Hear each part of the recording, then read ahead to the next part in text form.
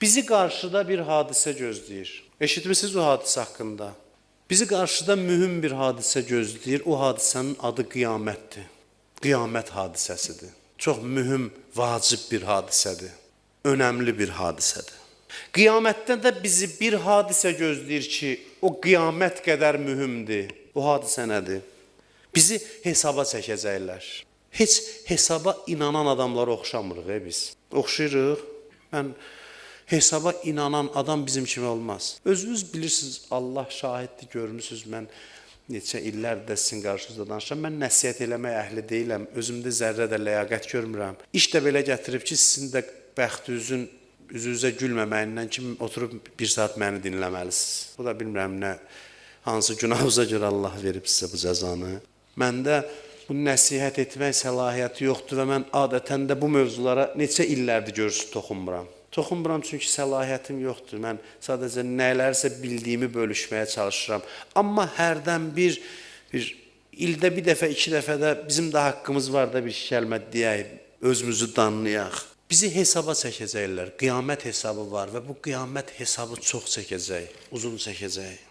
Neçə il yaşamısan? 70 il. Bu 70 ili zərrə-zərrə hesaba çəksələr nə olur? فَمَنْ يَعْمَلْ مِسْقَالَ زَرَّةٍ خَيْرًا يَرَى Miskalə zərrə, bilirsiniz nədir? Lap da xırda, hər addımın hesaba çəkilməsi. Bu hesab ümumi hesab deyil. Həyatın zərrə-zərrə hesaba çəkilməsi. Görün nə qədər mühüm hadisədir. Ömrümüzü qoyacaqlar qarşımıza, neçə saat yatdın filan qədər. Neçə saat yedin filan qədər.